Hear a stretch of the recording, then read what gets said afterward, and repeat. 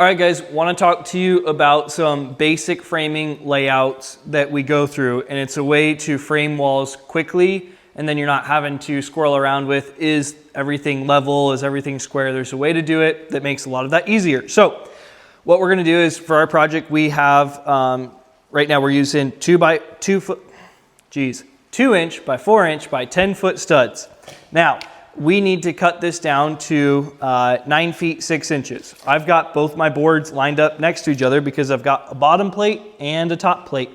Pressure treated bottom plate, and then our top plate is regular. And we're doing that because we're on slab foundations. If you don't know what that means, that's for another video. So we're gonna take it and we're gonna mark 9 feet 6 inches, crow's foot right there. And then we'll take our square, mark these guys.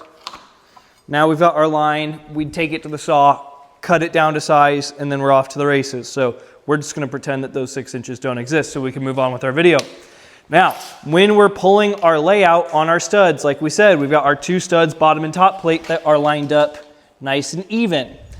What we're gonna do is, common framing is either 24 inches on center or 16 inches on center. And in this case, for what we're doing, non-load bearing, we're going to be doing 24 inches on center. So this, what we have to account for is this is 0. So we go from 0 to 24, and I'm going to mark crow's foot here, 24, then we go to 48, crow's foot there, 72, 96, and then we're good to go because it's 9.5 feet. So now we have our crow's feet. We're going to take our framing square, and then I'll have Ethan come close on this one because I want everyone to kind of get this.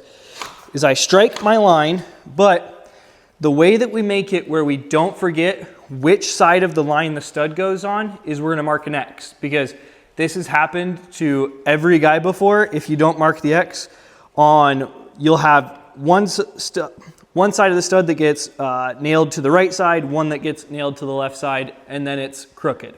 So the way to do it is we're going to mark with an X which side the stud goes on. And it makes it where you just have to think less later, because we're right here, easy, quick, go from there. Now, question is, okay, why'd you choose this side, which I guess is, I forget what side the camera, it's my left side versus my right side. Well, if this is 0, this is our pretend line, that X falls right here, so the X falls to the left side. So then we're going to follow along. You strike your line, X, X, there you go. The X's don't have to be pretty, obviously, because they're going to be inside of a wall. Now we get to the end of our layout, and if we, remember, these don't exist anymore, so we have our X right there and right there. Now,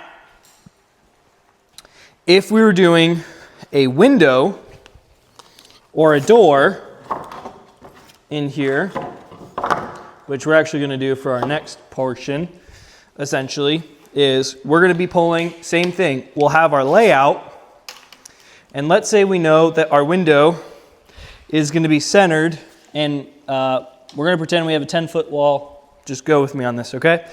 Our window is centered on the wall, so that means our window is centered at 5 feet right there, and then you'll mark center so that we're not putting a stud right there. But then if we know it's a 3-foot wide window, that means it's going to be, or our opening needs to be 36 inches. That means we need to be 18 inches from our center line in each direction. So we find that right there. 18 inches, 5, 6, 6.5. Find that right there. Now, this is where we start to mark out. Things get a little different with our layout, and this is going to be very similar with doors too. If you find your center, find how far off the door is, then we go here, go here. So now that is our window opening or door opening or whatever we're going to do. We know we need a jack stud, but we also need a king stud. If your plans call for more jack studs, then mark them out, all that good stuff. So we know that we need 2, so I double X it. Now, the other kind of over-the-top thing would be is mark 3 inches, take your framing square, there you go, X, X, so you know 2 studs there. X, X, X, X, 3 inches.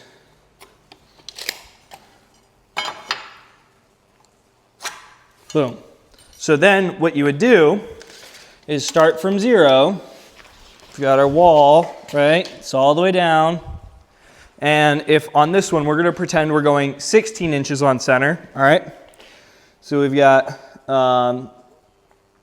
16, 32, and then we run into this guy right here. It'll have a header, and then we pick up here. So we've got 80, and then we'll go to 96, 112, and if, like we said, 10 foot, we'll have an X at the end. So once again, go through framing square, and there you go, X, X, X, X. Boom, boom. You get the idea all the way through.